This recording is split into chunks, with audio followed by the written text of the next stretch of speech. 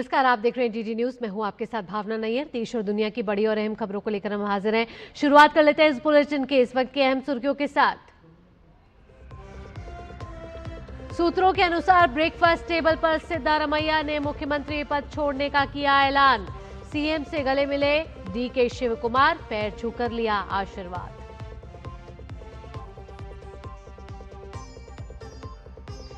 कर्नाटक में कांग्रेस के political drama पर बीजेपी का पलटवार। कहा, कोई भी बने सीएम, कर्नाटक के विकास पर नहीं है कोई ध्यान।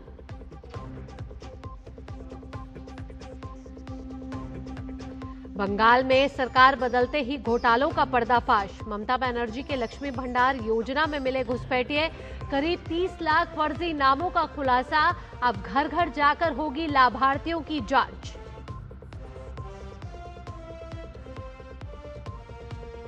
हॉर्मुज समझौते की उम्मीदें धुंधली। अमेरिकी सेना ने ईरान पर किए नए हमले। ईरान का भी दावा, अमेरिकी हवाई अड्डे को बनाया निशाना।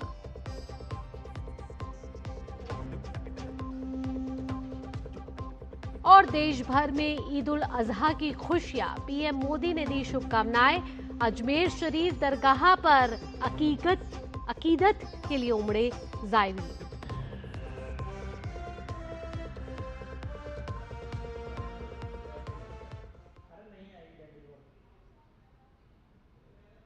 और कर्नाटक से जुड़ी बड़ी खबर पर इस समय नजर डाल लेते हैं। पूरे देश की नजर इस समय कर्नाटक के सत्ता परिवर्तन से जुड़ी हुई खबर पर बनी हुई है। आपको बता दें कि कर्नाटक में पावर शिफ्टिंग को लेकर जो सूत्र बता रहे हैं कि ब्रेकफास्ट टेबल पर आज सिद्धारमैया बैठे थे।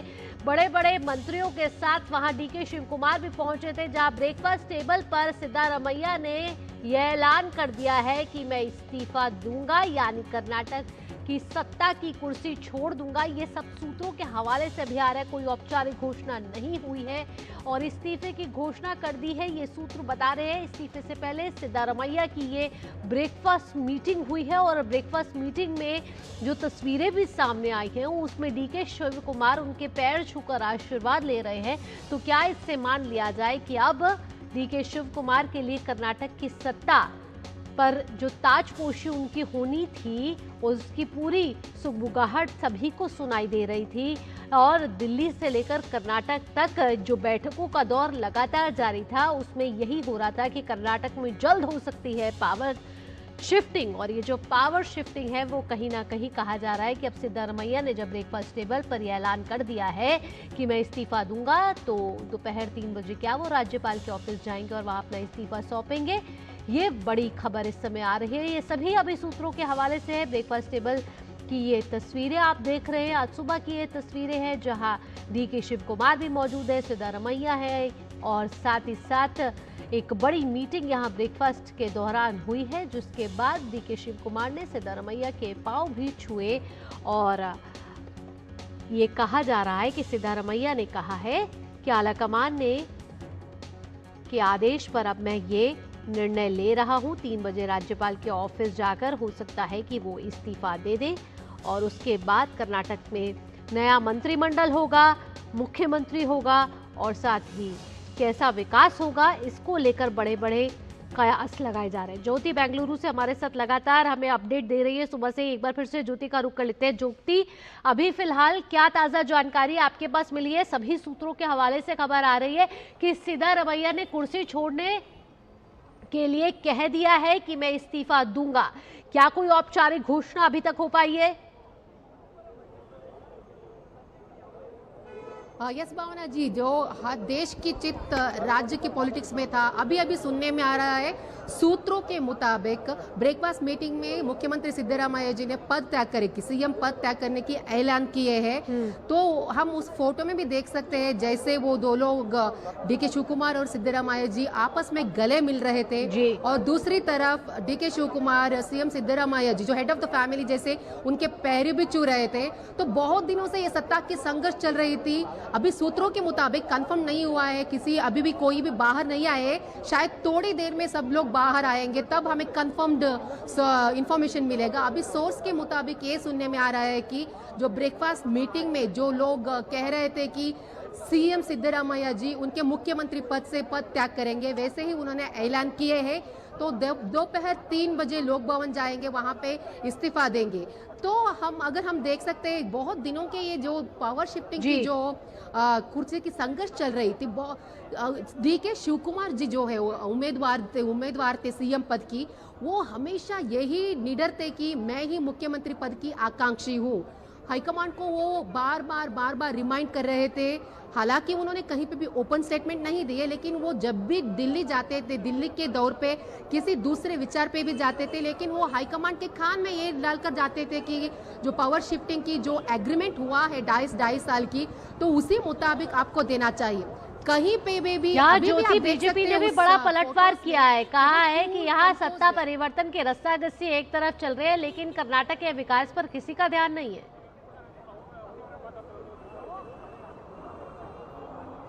यस, वो तो है। जो गारंटी के बारे में कर्नाटक सरकार इतना प्रेस कर रहे थे, गारंटी की वजह से जो 5 गारंटी हमने दिए हैं, राज्य बहुत अभिवृद्धि हुआ है। लेकिन विधायक जो कांग्रेस सरकार की जो विधायक है, हालांकि उन्होंने कहीं भी ओपन स्टेटमेंट दिए है, ऑफ द रिकॉर्ड उन्होंने भी कहा है कि जो गारंटी की वजह से उन्हें जो अनुदान आना चाहिए था उनमें कट ऑफ हुआ है। तो इसलिए हम मान सकते हैं कि जो गारंटी है उसी की वजह से इनके जो कुर्सी की संघर्ष के बीच में राज्य की जनता कहीं ना कहीं इसको सफर करना पड़ता था। जो प्राइस हाइक हो या दाम बढ़ना हो या किसी और चीज का हो, जो ब्यूरोक्रेट्स जो थे विधायकों की या सचिवों की बात नहीं सुन रहे थे। अभी मुख्यमंत्री पद के इस्तीफा के बाद कैबिनेट डिसॉल्व हो जाएगी। अभी डीके शिव कुमार जी के जो आगे है ना, बहुत चुनौतियां है, क्योंकि राज्य की अभिवृद्धि बहुत प्रमुख मानदंड होता है। तो अभी तक जो कुर्सी के संघर्ष में राज्य का जो डेवलपमेंट है कहीं ना कहीं वो इनस्टेबल हुआ था, तो उसे स्टेबिलिटी में डलाने के लिए डीके शिव कुमार जी को बहुत चुनौती का ना ही केवल अभिवृद्धि के विचार में जो कैबिनेट की जो सहयोगी है, यहाँ पे बहुत लोग सिद्धरामैया जी के सपोर्टर्स हैं। हवाले से तो ये भी खबर आ रही है और हमने देखा है कि एक राज्य का एक उप मुख्यमंत्री हो सकता है। यहाँ सूत्रों के हवाले से तो खबर आ रही है कि इस राज्य के 4 उप मुख्यमंत्री हो सकते हैं।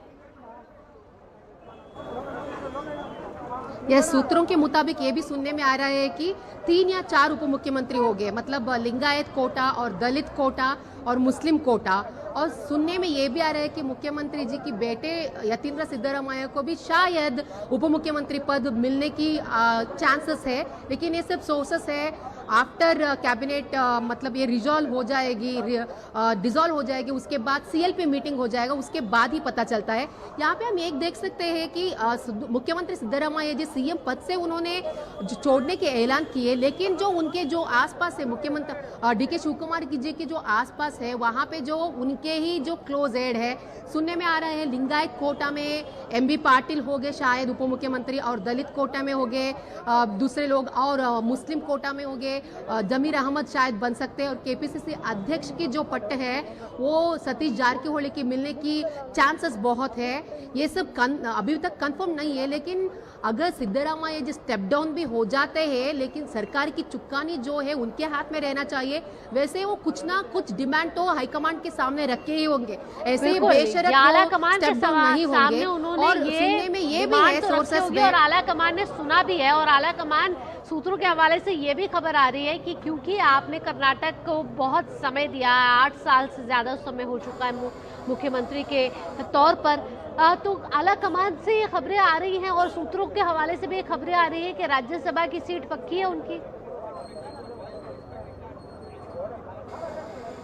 हाँ, सूत्रों के मुताबिक ये सुनने में आ रहे हैं उस दिन मंगलवार जो मैराथन ऑफ मीटिंग हुआ, जो उन्होंने कहा 8 साल तक आपने राज्य को बहुत दिए, मुख्यमंत्री भी बन चुके हैं, विरोध पक्ष नायक भी बन चुके हैं, फिनांस मिनिस्टर भी बन चुके हैं, कांग्रेस पक्ष के लिए आपने बहुत दिए हैं, आपके योगदान अभी राष्ट्र राजनीतिक में चाहिए। तो इसलिए जो 4 जो राज्यसभा की जो वेकेट पोस्ट है उसमें ये पोस्ट को उनको ऑफर किए हैं। लेकिन सुनने में ये आ रहा है कि सिद्धरामैया जी ने उसे अभी के लिए उन्होंने ऑफर रिफ्यूज किए किए हैं। उन्होंने कहा है कि मैं राज्य के राजकारण में ही यहाँ पे ही देखता हूँ, वहाँ पे आने की कोई इच्छा शक्ति उन्होंने नहीं दिखाया है।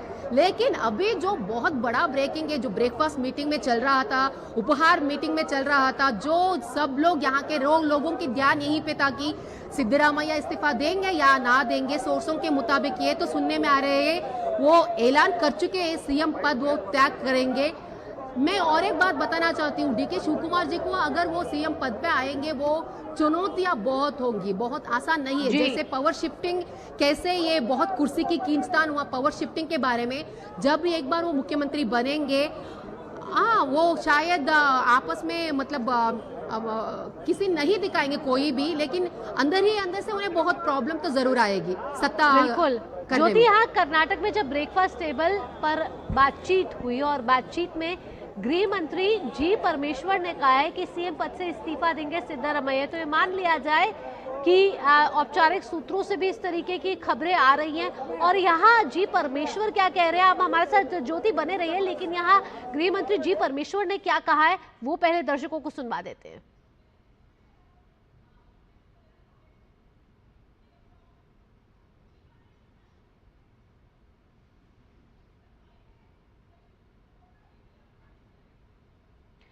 तो यहाँ आप देख रहे हैं ग्राफिक्स के जरिए कि कर्नाटक से कांग्रेस का कोई मतलब नहीं है, ये बीजेपी ने पलटवार किया है। लेकिन ज्योति जी परमेश्वर ने तक कह दिया है कि सीएम पद से इस्तीफा देंगे अब सिद्धरामैया।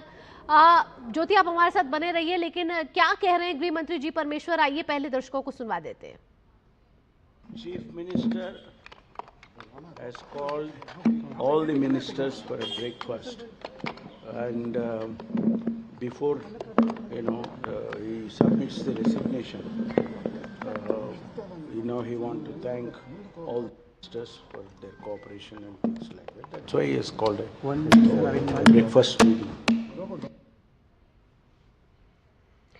तो जैसे कि ज्योति हमने देखा तस्वीरों के जरिए भी कि डीके शिवकुमार और सिद्धरामैया ने गले मिले, उसके बाद डीके शिवकुमार ने सिद्धरामैया के पांव छुए, तो बॉडी लैंग्वेज तो साफ तौर पर दर्शा रही है कि ब्रेकफास्ट टेबल पर कोई बड़ी घोषणा हुई है। हाँ वो तो है, बड़ी घोषणा हुई है। डीके शिवकुमार जो उप मुख्यमंत्री है वो बहुत सब लोगों को मुख्यमंत्री सिद्धरामैया जी की गाइडेंस में ही चलेंगे। बहुत कूल एंड कंपोज, बहुत मतलब वो कभी भी कहीं पे भी उनका जो डिससेटिस्फैक्शन है कहीं पे भी उन्होंने एक्सप्रेस नहीं किए। उन्होंने वो या सिद्धरामैया हो, हाईकमान आला कमान कैसे कहेंगे उसी मुताबिक हम चलेंगे वैसे ही कहते आ रहे हैं।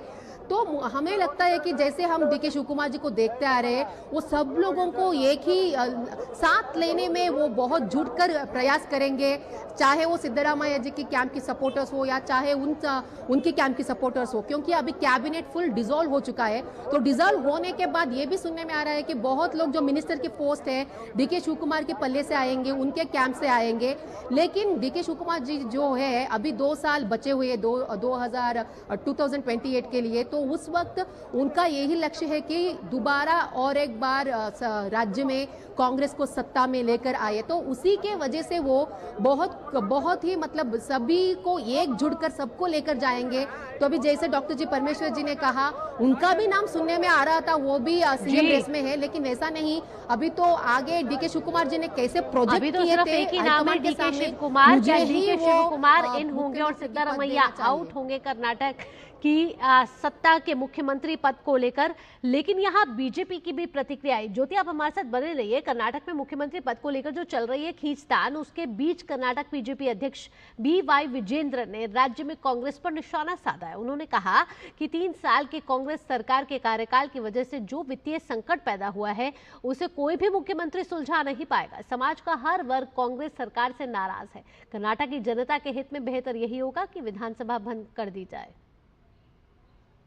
The financial crisis that has been created because of the 3 years Congress government's tenure, I don't think any chief minister would be able to address this issue. Where Karnataka is already in a financial distress, there is no development, farmers are in great distress, unemployment, youths are very unhappy with the Congress government. Only guarantee, Congress feels only guarantee, because of the guarantee they will survive. But the fact is, every section of the society, they're upset with this Congress government.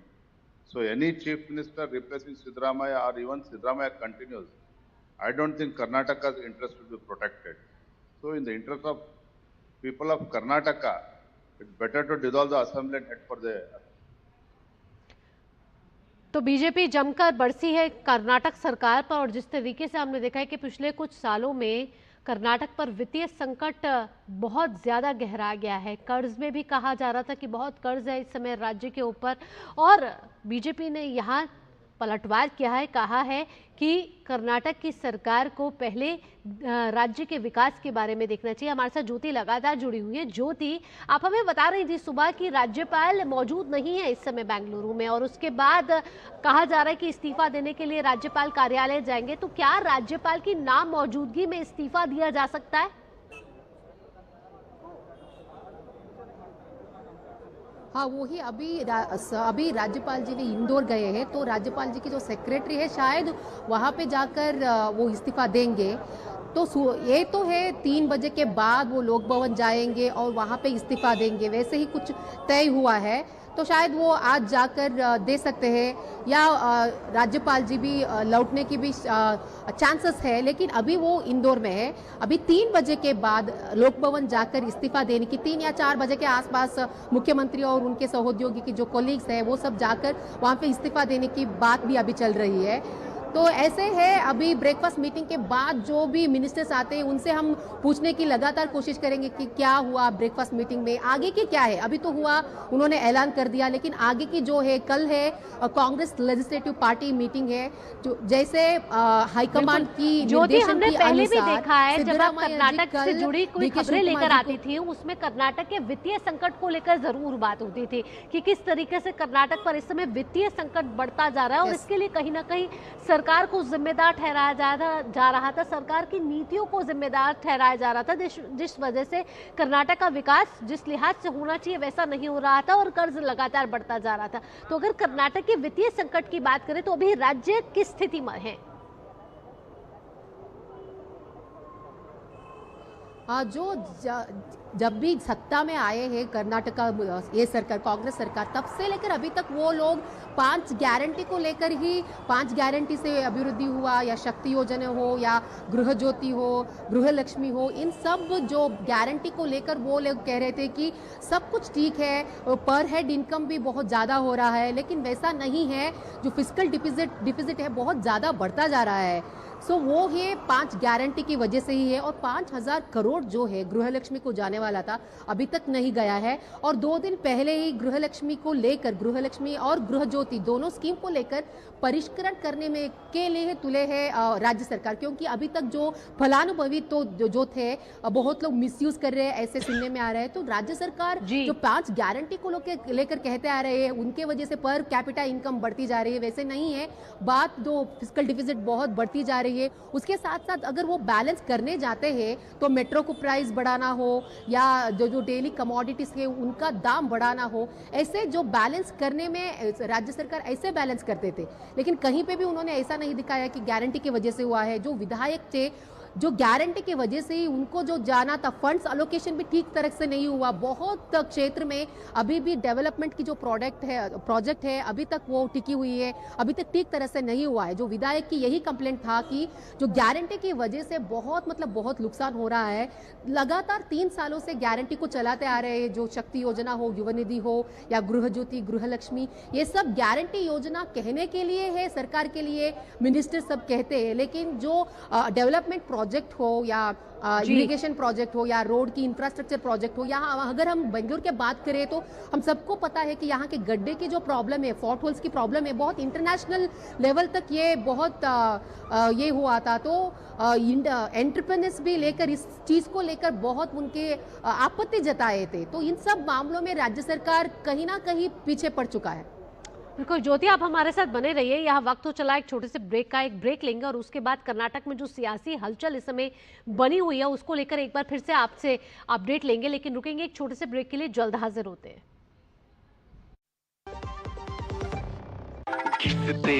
तोड़ते कुटते गिरते नानी दादी का नाम याद आता है, हमको तो एक ही नाम याद आता है, NDH शाही पनीर मसाला।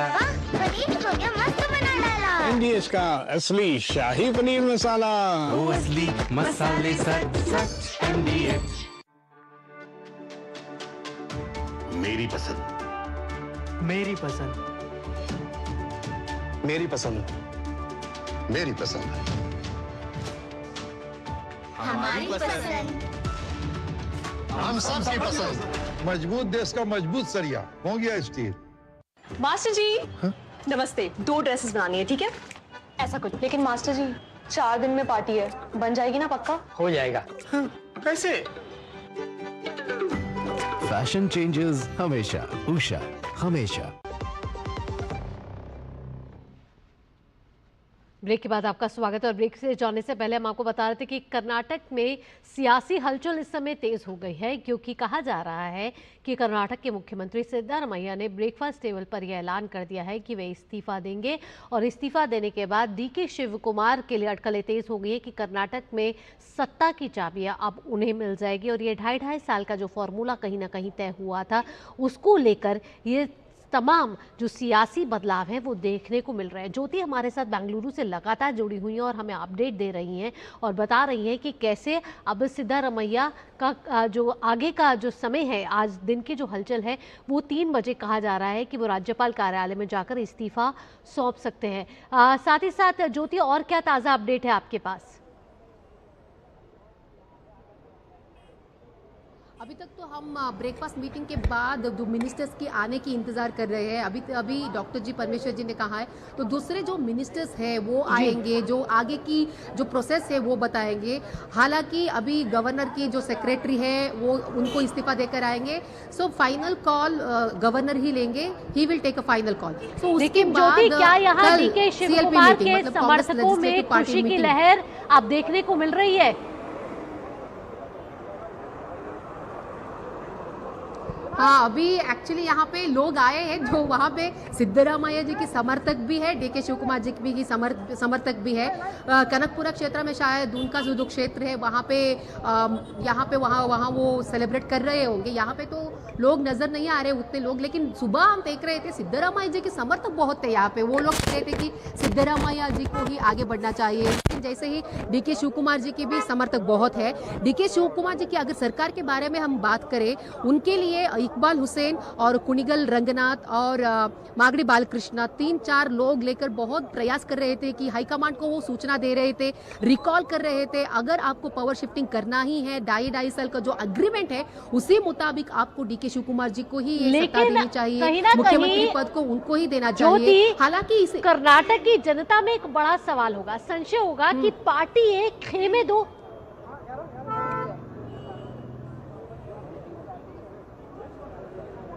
हाँ, वो तो है। अभी तक 3 साल में तो वही चल रहा था, कहीं ना कहीं कुर्सी का संघर्ष लेकर जो Delhi marathon back to back marathon चल रहा था। लोगों को पहले ही लोग वो दाम ये दाम बढ़ते ही जा रहा है। इसके बीच में अगर आम जनता के साथ हम बात करें तो क्या ये लोगों का सत्ता की संघर्ष, एक बार वो मुख्यमंत्री रहते हैं, एक बार ये मुख्यमंत्री रहते हैं, हमें क्या लेना देना है? ये लोग तो उनके मनमानी ही करेंगे।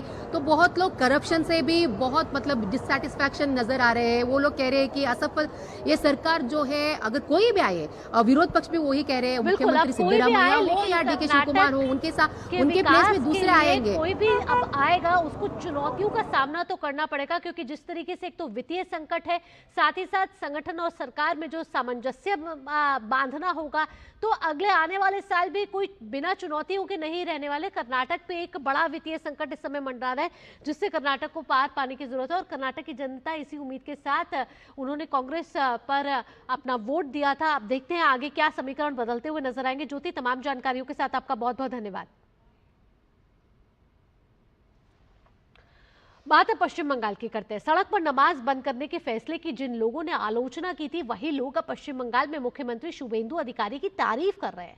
दरअसल हर साल बकरीद पर रेड रोड पर नमाज अदा की जाती है, लेकिन इस बार सड़क पर नमाज पढ़ने पर प्रतिबंध लगा दिया गया। इसके बाद रेड रोड की नमाज आयोजन समिति को ब्रिगेड मैदान में नमाज पढ़ने की अनुमति सेना की ओर से दी गई। देखिए सौरभ दत्ता की कोलकाता से ये खास रिपोर्ट। है रेड रोड, हर साल यहीं पर नमाज पढ़ा जाता था, लेकिन इस साल अलग है। इस साल भाजपा की सरकार आई है बंगाल में और रास्ते के बदले में ये जो ब्रिगेड पैरेड ग्राउंड है यहाँ पर नमाज पढ़ने का व्यवस्था किया गया है मुख्यमंत्री शुभेंदु अधिकारी की सरकार की तरफ से। और जो नमाजी हैं इस व्यवस्था से वो काफ़ी खुश हैं। वो कह रहे हैं कि पहले रास्ते पर जब वो नमाज पढ़ते थे तो वहाँ गर्मी लगता था, रास्ते में दिक्कत होता था, लेकिन अभी यहाँ पर मैदान में जो वो नमाज पढ़ रहे हैं इससे उनको काफ़ी अच्छा लग रहा है और वो चाहते हैं कि हर साल ये ब्रिगेड पैरेड ग्राउंड में मैदान में ही उनको नमाज पढ़ा दिया जाए। वो यही नमाज पढ़ना चाहते हैं। वो कहते हैं ये परिवर्तन भी उनको काफ़ी रास आई, वो इस परिवर्तन से खुश हैं। कैमरा पर्सन सौरभ के साथ सौरभ दत्ता का रिपोर्ट, GD न्यूज़, कलकत्ता। पहली बार नमाज पढ़ रहे, अच्छा लग रहा, सेपरेट है, कोई माने परेशानी नहीं हो रहा है, सब अपना सेपरेट पढ़ रहा है, पार्किंग वॉकिंग सब सही है, कोई झमेला नहीं। अच्छा सरकार, अच्छा माने हमारे CM ने अच्छा की है सेपरेट पूरा करके। ये भी अच्छा जगह, ब्रिगेड परेड का तो एक कलकत्ता का एक प्राइड जगह है। यहाँ पर बड़ा मीटिंग होता है, यहाँ पर बड़ा ये हर तरह का मतलब पॉलिटिकल ये भी होता है, इसका एक पहचान अलग है। और हम लोग शुक्रिया अदा करते हैं आर्मी डिपार्टमेंट का, पुलिस डिपार्टमेंट का, बंगाल का सरकार का, कि हम लोग को रास्ता छोड़ के ये अल्टरनेट हम लोग को इसी जगह में प्रोवाइड किया है, ये बड़ी बात है। शुभेंदु अधिकारी धन्यवाद है। फर्स्ट टाइम ये 110% सक्सेसफुल हुआ है और इंशाल्लाह आगे हम लोग ऐसे ही कानून का पालन करेंगे और इसी तरीके से नमाज अदा करा करेंगे। पश्चिम बंगाल की अभी हुकूमत ने जो हमें नवाजा है एक ब्रिगेड मैदान, किसी जाति किसी भेदभाव को हमने इस बार रुकावट नहीं दिया। गाड़ी पार्किंग से लेकर जो भी लाखों के तादाद में लोग आए हैं, एक तरफ पार्किंग व्यवस्था, एक तरफ से आने का जगह, दूसरी तरफ से जाने का जगह, माशाल्लाह काफ़ी शुक्रगुजार है हम पश्चिम बंगाल के हुकूमत, जो बीजेपी हुकूमत आए हैं। खाली मैदान में नमाज पढ़ना अच्छा लगा, रोड पे बहुत गर्म लगता था, इसमें अच्छा लगा खूब बार। हाँ बहुत अच्छा लगा हम लोग को, यहाँ पे पढ़ कर बहुत सुकून, बहुत इत्मीनान मिला, किसी को कोई तकलीफ नहीं हुआ। सरकार ने भी चाहा जैसे चाहा कि मैदान में आ जाए, हम लोग ने भी चाहा, ठीक है, बहुत अच्छी बात है कि मैदान में आ जाए हम लोग। पश्चिम बंगाल में हमारा जो नया सरकार बना है और हमारे मुख्यमंत्री जो शुभेंदु अधिकारी है, मैं उनका शुक्रिया अदा करना चाहता हूँ कि हम लोगों को रोड में जो नमाज होती थी उस रोड को नमाज को ला करके मैदान में किया गया है। और सबसे अच्छी बात मैं यहाँ के पुलिस और यहाँ के मिलिट्री है उनका शुक्रिया अदा करना चाहता हूँ। देश भर में आज ईद उल अजहा मनाई जा रही है। ईद उल अजहा इस्लामी परंपरा का एक महत्वपूर्ण पर्व है जिसे त्याग और समर्पण की भावना के साथ मनाया जाता है। इस दिन लोग विशेष नमाज अदा करते हैं और कुर्बानी की परंपरा निभाते हैं। ईद के मौके पर बाजारों में रौनक बढ़ गई है, लोग जमकर खरीदारी कर रहे हैं। दिल्ली के जामा मस्जिद और फतेहपुर मस्जिद में नमाजियों ने ईद की नमाज अदा की। वहीं अजमेर शरीफ दरगाह में ईद उल अजहा के मौके पर आस्था और अकीदत का खास नज़ारा देखने को मिला। यहां भारी संख्या में जायरीन जियारत करने पहुंचे। मुंबई के YMCA ग्राउंड पर हजारों लोगों ने एक साथ ईद की नमाज अदा की।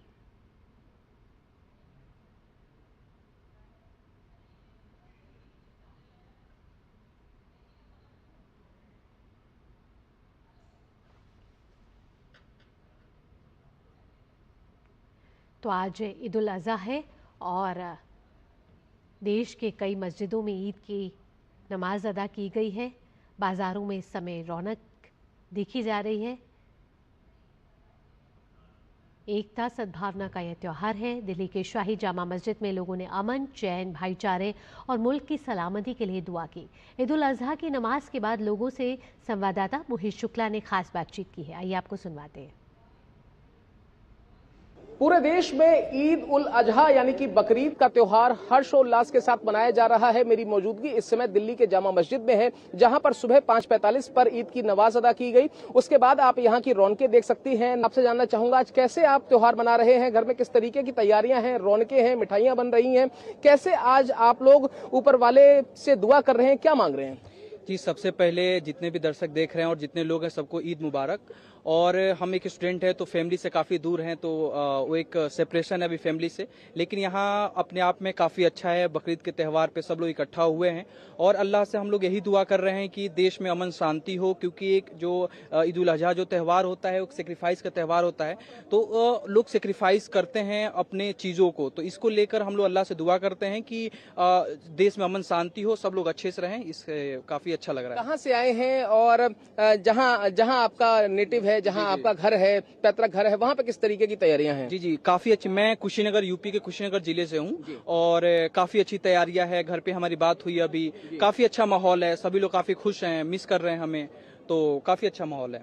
कुछ और लोगों से भी जानना चाहूंगा, आप कहां से आए हैं और आज किस तरीके से यहां पर तैयारियां चल रही हैं? सुबह जब आपने अल्लाह ताला से इबादत की और उनसे क्या मांगा है, क्या उनसे कहा है और किस तरीके से आज आप लोग सेलिब्रेट कर रहे हैं? सबसे पहले मेरा नाम मोहम्मद आमिर है और सभी देशवासियों को अस्सलाम वालेकुम और ईद उल अजहा का मुबारकबादी। मैं यहाँ पे 5:45 में आया और ईद उल अजहा का नमाज पढ़ा यहाँ पे काफ़ी सुकून से, और यहाँ पर जो दिल्ली प्रशासन थी काफ़ी चौकन्नी थी और हमें काफ़ी अच्छा लगा, कोई चीज़ का भी दिक्कत नहीं हुआ।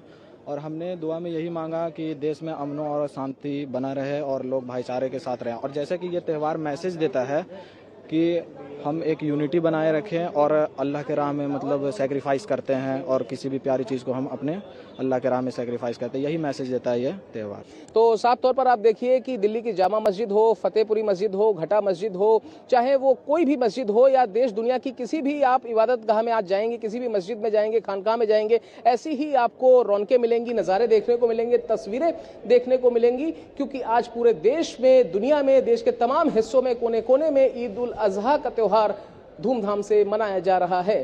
दिल्ली से कैमरा पर्सन दत्ता के साथ मैं मोहित शुक्ला, दूरदर्शन न्यूज। सीबीएसई री इवैल्यूएशन में छात्रों को आई परेशानी पर शिक्षा मंत्री धर्मेंद्र प्रधान ने खेद प्रकट किया और इसकी पूरी जिम्मेदारी ली। उन्होंने कहा कि भविष्य में कोई गड़बड़ी ना हो, यह सुनिश्चित किया जाएगा और गड़बड़ी के लिए जिम्मेदार अधिकारियों पर भी सख्त एक्शन लिया जाएगा। हम लोग इसकी बच्चों को कोई और दिक्कत ना आए, जो दिक्कत आई है उसके लिए हम जिम्मेदारी लेते हैं, हम खेद प्रकट करते हैं और मैं आपको आश्वस्त करता हूं, अगर कोई इंटेंशनल जिम्मेवार रहेगा, मैं सरकार की ओर से दायित्व लेकर कर रहा हूं, किसी को हम स्पेयर नहीं करेंगे, वो कितना भी बड़ा व्यक्ति हो, सीबीएसई के अंदर हो, सीबीएसई के बाहर हो या सरकार के अंदर हो, हम सारे व्यक्तियों को हम सब अकाउंटेबल है। डेमोक्रेसी में हम कुछ ही चीज़ों से हम भाग नहीं रहे, लेकिन हमें अपने बच्चों को, जो 17 लाख बच्चे परीक्षा दिए हैं, उनकी हितों की हमारी सर्वोपरि है। अब आगे बढ़ेंगे। बड़ी खबर बंगाल से भी है, जहां लक्ष्मी भंडार योजना में घुसपैठियों का खुलासा हो रहा है। ममता बनर्जी के कार्यकाल में सरकारी योजनाओं के लाभार्थी सूची में भी घुसपैठियों और फर्जी नाम सामने आ रहे हैं। इसका खुलासा खुद मुख्यमंत्री कर रहे हैं। लक्ष्मी भंडार योजना के 2 करोड़ 20 लाख लाभार्थियों में कम से कम 30 लाख फर्जी लाभार्थी होने का दावा हुआ है। अन्नपूर्णा योजना की आवेदन प्रक्रिया के उद्घाटन के दौरान मुख्यमंत्री शुभेंदु अधिकारी ने चौंकाने वाली ये जानकारी उजागर की है। आपको बता दें कि आर्थिक रूप से कमजोर महिलाओं के लिए बनाई गई ये लक्ष्मी भंडार योजना की सूची में पुरुष लाभार्थियों के नाम पाए गए। ममता सरकार की महिलाओं के आर्थिक सशक्तिकरण योजना में मुर्शिदाबाद निवासी राकिबुल शेख का नाम मिलने का दावा हुआ है। यही तस्वीर आपकी टीवी स्क्रीन के सामने भी आपको दिखाई दे रही है। रकीबुल शेख यानी कि वो लाभार्थी, वो पुरुष लाभार्थी जो महिलाओं की जन कल्याणकारी योजना, जिसका मुख्यमंत्री जब थी वो ममता बनर्जी, उन्होंने ये योजना शुरू करी थी कमजोर वर्ग की महिलाओं के लिए। लेकिन हुआ क्या, खुलासे में, भांडाफोड़ में यह पाया गया कि पुरुष लाभार्थी भी इसमें शामिल हैं। बुधवार को मुख्यमंत्री द्वारा यह जानकारी सार्वजनिक किए जाने के बाद पुलिस ने राकिबुल को हिरासत में ले लिया है। लक्ष्मी भंडार के फर्जी लाभार्थी अन्नपूर्णा योजना में शामिल ना हो सके, इसके लिए अब शुभेंदु अधिकारी की सरकार सतर्क है। घर घर जाके एक-एक लाभार्थी की जांच होगी। गुरुवार से बंगाल में भाजपा सरकार की पहली बड़ी सामाजिक योजना के लिए नामांकन प्रक्रिया शुरू हो रही है। 90 दिनों तक चलने वाली है ये नामांकन प्रक्रिया, जो अन्नपूर्णा योजना है। ऑफलाइन और ऑनलाइन फॉर्म भरने के साथ साथ घर घर जाकर भी जानकारी जुटाई जाएगी। मुख्यमंत्री ने कहा कि यह सत्यापन प्रक्रिया राकिबुल शेख जैसे फर्जी लाभार्थियों की पहचान के लिए की जा रही है। मुख्यमंत्री का दावा है कि लक्ष्मी भंडार योजना में एसआईआर के दौरान मृत, फर्जी और गैर भारतीय लाभार्थियों की संख्या 30 लाख पाई गई है। और लक्ष्मी भंडार से जुड़े इस घोटाले पर मुख्यमंत्री शुभेंदु अधिकारी का क्या कुछ कहना है, आइए आपको सुनवाते हैं। আপনাদের একটা উদাহরণ দিই আমি। हमारी प्रारंभिक धारणा थी कि लक्ष्मी भंडार योजना के लाभार्थियों की सूची वेरीफाइड है, लेकिन हमारे पास बड़ी संख्या में शिकायतें आ रही हैं कि कई लोगों के नाम मतदाता सूची से हटा दिए गए हैं। स्थायी रूप से नाम हटाए जाने के बावजूद भी जिन्होंने ट्राइब्यूनल या CAA में आवेदन नहीं किया है, ऐसे करीब 30 लाख लोग लक्ष्मी भंडार योजना का पैसा प्राप्त कर रहे हैं। आखिर ये कौन है रकीबुल शेख? आइए आपको ग्राफिक्स के जरिए बताते हैं कि रकीबुल शेख, जिसका नाम पुरुष लाभार्थी में आ रहा है और जो योजना महिलाओं के लिए बनाई गई थी ममता बनर्जी की सरकार पर। आइए ग्राफिक्स के जरिए आपको बताते हैं कि ये रकीबुल शेख कौन है। आखिरकार ये रकीबुल शेख कौन, जिसे पुलिस शिकंजे में इस समय लिया जा चुका है। लक्ष्मी भंडार योजना का फर्जी लाभार्थी है ये रकीबुल शेख, जिससे अब पुलिस की शिकंजे में लिया जा चुका है। इसकी गिरफ्तारी हो चुकी है। निवासी है ये मुर्शिदाबाद का और लक्ष्मी भंडार योजना में फर्जी लाभार्थी इसको पाया गया है।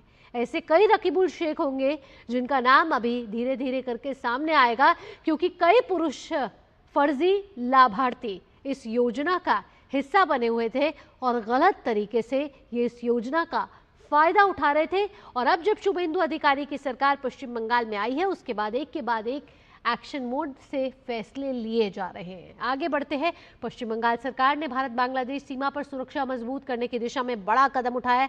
राज्य सरकार ने सीमा सुरक्षा बल यानी कि BSF को अतिरिक्त जमीन सौंपनी शुरू कर दी है, ताकि सीमा चौकियों और कंटीले तारों की फेंसिंग का काम तेजी से पूरा किया जा सके। इसको लेकर पश्चिम बंगाल के मुख्यमंत्री शुभेंदु अधिकारी ने यह जानकारी साझा की है कि अब तक कुल 142.79 एकड़ जमीन BSF को सौंपी जा चुकी है।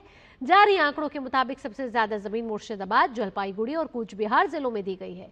इसके अलावा दार्जिलिंग, उत्तर दिनाजपुर, दक्षिण दिनाजपुर, मालदा, नदिया और उत्तर 24 परगना जिलों में भी BSF को जमीन हस्तांतरित की गई है। राज्य सरकार का कहना है कि सीमा इलाकों में सुरक्षा व्यवस्था मजबूत करने और निगरानी बढ़ाने के लिए कदम उठाया गया है। दरअसल पश्चिम बंगाल की भारत बांग्लादेश सीमा करीब 2200 किलोमीटर लंबी है और लंबे समय से यह इलाका अवैध घुसपैठ, तस्करी और सीमा पार अपराधों को लेकर संवेदनशील माना जाता रहा है। खासतौर पर मालदा, मुर्शिदाबाद और उत्तर 24 परगना जैसे जिलों में घुसपैठ और फेंसिंग को लेकर कई बार राजनीतिक विवाद भी सामने आते रहे। BSF लगातार सीमा पर नई चौकियां बनाने और अधूरी फेंसिंग पूरी करने की मांग करता रहा है। राज्य सरकार ने अपनी पहली कैबिनेट बैठक में 45 दिनों के भीतर 600 एकड़ जमीन BSF को सौंपने का लक्ष्य तय किया था। अब तक 142 एकड़ से ज्यादा जमीन हस्तांतरित होने को उसी दिशा में बड़ा कदम माना जा रहा है। गृह मंत्री अमित शाह ने अधिकारियों को देश की सीमाओं के 15 किलोमीटर के दायरे में अवैध निर्माणों के खिलाफ कतई बर्दाश्त न करने वाली नीति को सख्ती से लागू करने और पिछले कुछ वर्षों में बने ऐसे सभी ढांचों को ध्वस्त करने का निर्देश दिया है।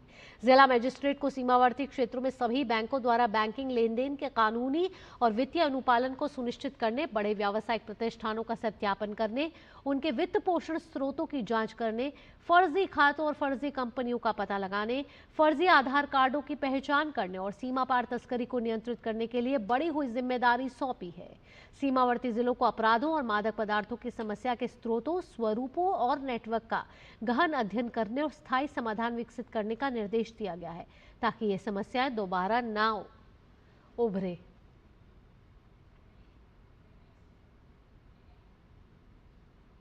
यहां वक्त एक छोटे से ब्रेक का हो गया है, जल्द हाजिर होते हैं। खाने में मेरी क्वीन के लिए क्या है? किंग मटर पनीर, किंग बैगन भरता, king veg pulao, king palak paneer kofta. ये सब किंग क्यों? क्योंकि ये सब बना है MDH किचन किंग से आपका बॉस। MDH किचन किंग, असली किचन किंग। MDH। जब धरती चीर कर निकलता है लोहे का पत्थर और मिलता है मोंगिया के जोश से, फिर तपता है पिघलता है और बनता है फौलाद। अब होता है सरिया सारी खूबियों के साथ। मोंगिया स्टील, मजबूत देश का मजबूत सरिया। मास्टर जी नमस्ते, 2 ड्रेसेस बनानी है, ठीक है? ऐसा कुछ। लेकिन मास्टर जी 4 दिन में पार्टी है, बन जाएगी ना पक्का? हो जाएगा। कैसे? फैशन चेंजेस हमेशा, उषा हमेशा। ब्रेक के बाद आपका स्वागत है। राष्ट्रपति द्रौपदी मुर्मू ने आज सिक्किम पुलिस को प्रतिष्ठित राष्ट्रपति पुलिस ध्वज से सम्मानित किया। यह सम्मान देश में किसी पुलिस बल को असाधारण सेवा, अटूट अनुशासन और राष्ट्र के प्रति समर्पण के सम्मान में दिया जाने वाला सर्वोच्च औपचारिक सम्मान है। यह सम्मान गैंगटॉक के पालजोर स्टेडियम में आयोजित अलंकरण परेड के दौरान प्रदान किया गया। सिक्किम देश का 15वां और पूर्वोत्तर का 3रा राज्य है जिसे यह पुरस्कार प्राप्त हुआ है। इस अवसर पर राष्ट्रपति ने पुलिस बल से अधिक नागरिक केंद्रित होने का आग्रह किया। साथ ही राष्ट्रपति ने कहा कि पुलिस को साइबर अपराध, ऑनलाइन धोखाधड़ी, डीप फेक आदि से निपटने के लिए तैयार रहना चाहिए। राष्ट्रपति ने कानून व्यवस्था बनाए रखने और आपदा प्रबंधन में सिक्किम पुलिस की भूमिका की सराहना की।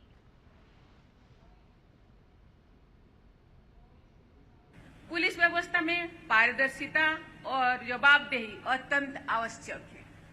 पुलिस व्यवस्था को अधिक सिटीजन फ्रेंडली बनाया जाना चाहिए ताकि सामान्य लोग बिना भय के अपनी समस्या दर्ज करा सके। महिलाओं, बच्चों और कमजोर वर्गों के प्रति संवेदनशील व्यवहार को भी प्राथमिकता देनी चाहिए। 3 देशों के साथ सिक्किम की सीमाएं लगी हुई है। साथ ही यहाँ पर देश विदेश के पर्यटकों भी भारी संख्या में आते हैं, इसलिए इस राज्य की पुलिस की जिम्मेदारी और भी ज्यादा हो जाती है। अब cyber crime, online fraud, hacking और डीप फेक जैसी नई चुनौतियां सामने आ रही है। इन नई चुनौतियों से निपटने के लिए पुलिस को लेटेस्ट टेक्नोलॉजी, साइबर सिक्योरिटी और डिजिटल इन्वेस्टिगेशन में दक्ष बनाना होगा। प्रधानमंत्री नरेंद्र मोदी ने विनायक दामोदर सावरकर की 143वीं जयंती पर उन्हें श्रद्धांजलि अर्पित की है और कहा है कि उनका साहस और देशभक्ति हमेशा लोगों को प्रेरित करती रहेगी। पीएम ने उनसे जुड़ा एक वीडियो भी शेयर किया है।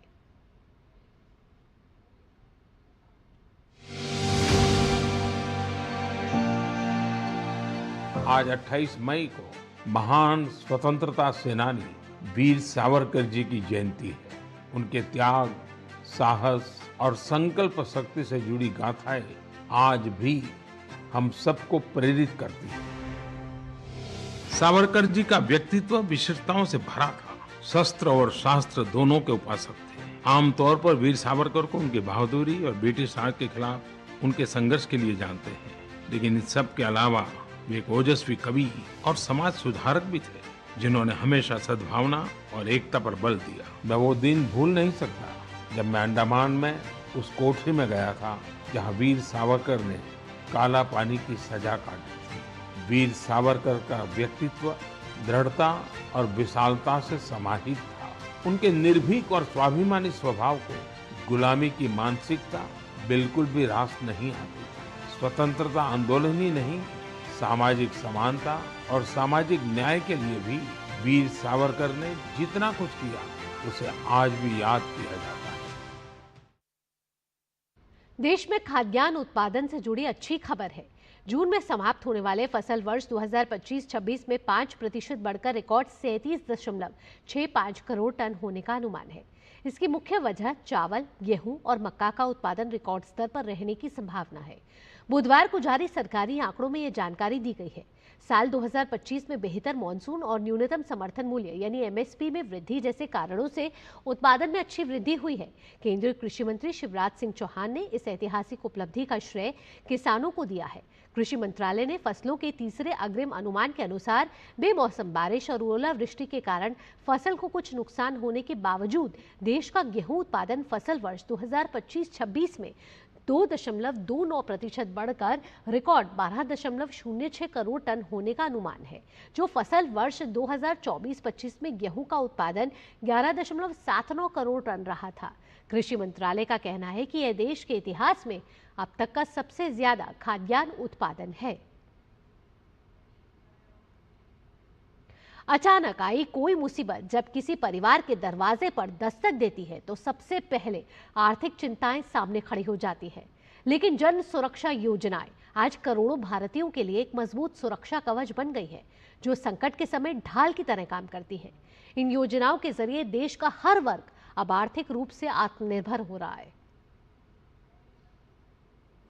भरोसा जब सरकारी सुरक्षा का हो तो भविष्य की चिंता कम हो जाती है।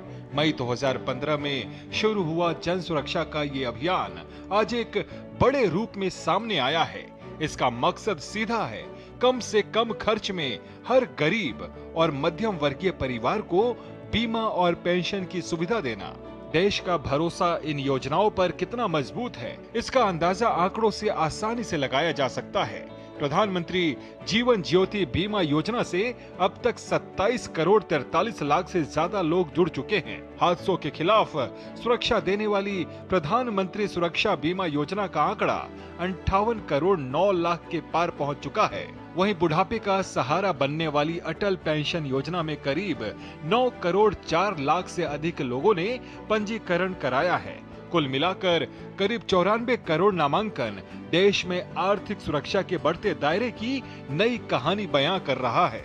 इन योजनाओं के जरिए लाखों परिवारों तक सीधे मदद पहुंची है। प्रधानमंत्री जीवन ज्योति बीमा योजना के तहत अब तक 21,500 करोड़ रुपए से ज्यादा की सहायता राशि का भुगतान किया जा चुका है, जिससे 10,70,000 से ज्यादा परिवारों को मदद मिली है। वहीं प्रधानमंत्री सुरक्षा बीमा योजना के तहत 3,660 करोड़ रुपए की आर्थिक सहायता 1,84,000 से अधिक परिवारों तक पहुंची है। खास बात यह है कि अब डिजिटल इंडिया की ताकत से पैसा सीधे और तेजी से जरूरतमंद परिवारों तक पहुंच रहा है। ये योजनाएं केवल पॉलिसी नहीं, बल्कि समाज के उस अंतिम व्यक्ति की उम्मीद है जिसके पास बड़ी बचत का सहारा नहीं था। बहुत कम प्रीमियम में ज्यादा सुरक्षा देकर सरकार ने आर्थिक सुरक्षा को समाज के हर वर्ग तक पहुंचाने की कोशिश की है। समय के साथ सरकार इन योजनाओं को और बेहतर बनाने की तैयारी में है। योजनाओं के कुछ लाभों में बदलाव को लेकर लगातार समीक्षा की जा रही है। कोशिश यही है कि योजनाएं किफायती भी रहे और लोगों के लिए ज्यादा उपयोगी भी बन सके।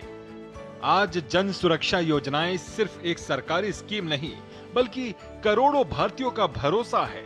जब हर नागरिक आर्थिक रूप से सुरक्षित महसूस करता है, तभी एक मजबूत राष्ट्र की नींव पड़ती है। Bureau report, DD news.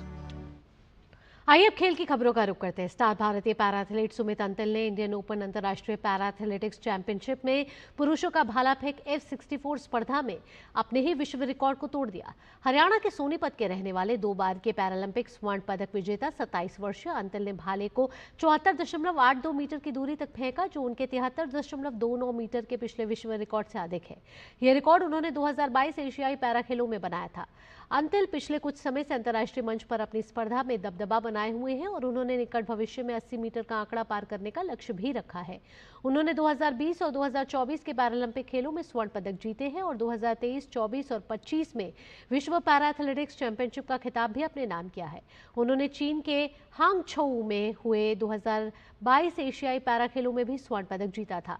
F64 श्रेणी उन एथलीटों के लिए है जिनके निचले अंगों में समस्या होती है और जो कृत्रिम अंग के साथ प्रतिस्पर्धा करते हैं या जिनके पैरों की लंबाई में अंतर होता है। साल 2015 में मोटरसाइकिल दुर्घटना में घायल होने के बाद अंतिल ने घुटने के नीचे अपने बायां पैर गंवा दिया था। खेल मंत्री मनसुख मंडाविया ने भारतीय पैरा एथलीट सुमित अंतिल को नया विश्व रिकॉर्ड बनाने पर बधाई दी है। मंडाविया ने सोशल मीडिया मंच एक्स पर लिखा कि सुमित ने 74.82 मीटर का शानदार थ्रो कर ऐतिहासिक उपलब्धि हासिल की है। उन्होंने कहा कि सुमित ने एक बार फिर विश्व रिकॉर्ड तोड़कर देश को गौरवान्वित किया है। मंत्री ने सुमित अंतिल के उज्जवल भविष्य के लिए शुभकामनाएं भी दी। भारत और इंग्लैंड की महिला क्रिकेट टीमों के बीच आज से 3 मैच की T20 सीरीज का आगाज होने जा रहा है। दोनों टीमों के बीच पहला मुकाबला आज चेम्सफोर्ड में खेला जाएगा। भारतीय महिला टीम मेजबान इंग्लैंड के खिलाफ अपनी निरंतरता दोबारा हासिल करने के इरादे के साथ मैदान पर होगी। गौरतलब है कि T20 विश्व कप अगले महीने 12 जून से शुरू होने जा रहा है। ऐसे में टीम इंडिया के लिए इंग्लैंड का यह दौरा काफी अहम माना जा रहा है। जर्मनी के म्यूनिक ओलंपिक शूटिंग रेंज में भारत के युवा निशानेबाज ईशा सिंह का शानदार प्रदर्शन देखने को मिला है। 21 साल की ईशा सिंह ने ISSF वर्ल्ड कप की महिलाओं की 25 मीटर पिस्टल स्पर्धा में विश्व रिकॉर्ड के साथ स्वर्ण पदक अपने नाम कर लिया है। ईशा ने फाइनल में 43 हिट का स्कोर किया, जो सीनियर और जूनियर दोनों वर्गों में नया वर्ल्ड रिकॉर्ड है। फाइनल में ईशा शुरुआत से ही पूरी तरह हावी रही। उन्होंने 10 में से 5 सीरीज में परफेक्ट 5 लगाए और घरेलू खिलाड़ी डोरेन वेनेकैम्प को 5 अंकों के बड़े अंतर से पीछे छोड़ दिया। बुल्गारिया की मिरोस्लावा मिंचेवा ने ब्रॉन्ज मेडल जीता। क्वालिफिकेशन में भी ईशा ने शानदार प्रदर्शन करते हुए 587 अंक के साथ फाइनल में जगह बनाई।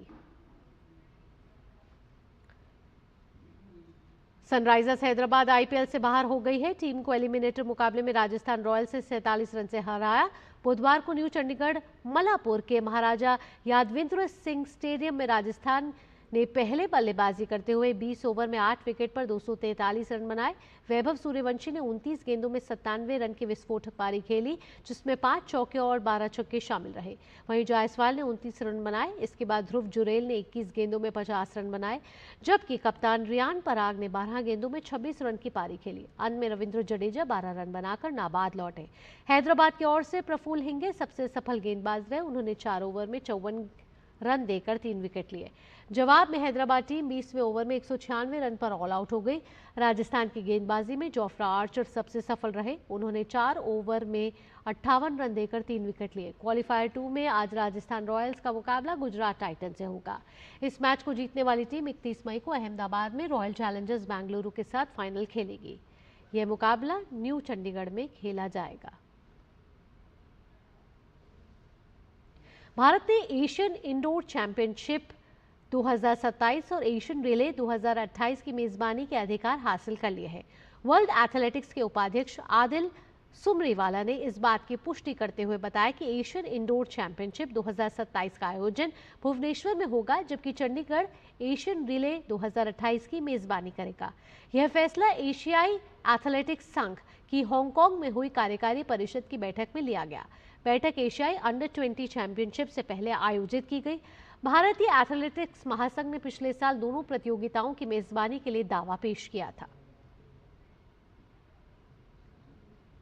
4 बार की चैंपियन ईगा श्वांतेक ने फ्रेंच ओपन में अपना दबदबा कायम रखते हुए तीसरे दौर में जगह बना ली है। श्वांतेक ने दूसरे दौर के मुकाबले में चेक खिलाड़ी सारा बेजलेक को सीधे सेटों में 6-2, 6-3 से हराया। इस जीत के साथ श्वांतेक का रोला गैरो में करियर रिकॉर्ड 42 जीत और सिर्फ 3 हार का ही हो गया है। वो 2020, 22, 23 और 24 में फ्रेंच ओपन खिताब जीत चुकी है और इस बार लगातार चौथे खिताब की ओर मजबूत कदम बढ़ा रही है। नॉर्वे के कैस्पर रूड फ्रेंच ओपन के तीसरे दौर में पहुंचने में सफल रहे। कैस्पर रूड ने दूसरे दौर के मुकाबले में सर्बिया के हमाद मेशेदोविच को 6-3, 6-2, 6-4 से हराकर तीसरे चरण में जगह बनाने में कामयाबी हासिल की। कैस्पर रूड का अब तीसरे दौर में सामना टॉमी पॉल से होगा।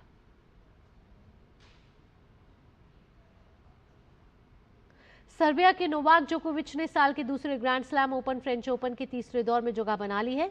जोकोविच ने दूसरे दौर के मैच में फ्रांस के वैलेंटीन रॉयर को 6-3, 6-2, 6-7, 6-3 से हराकर ये उपलब्धि हासिल की।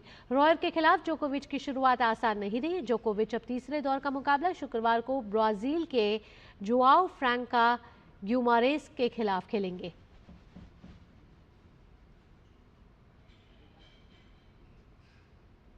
इसी के साथ इस बुलेटिन में इतना ही। देश और दुनिया की बाकी खबरों के लिए जुड़े रहिए DD न्यूज के साथ। दीजिए अनुमति। नमस्कार।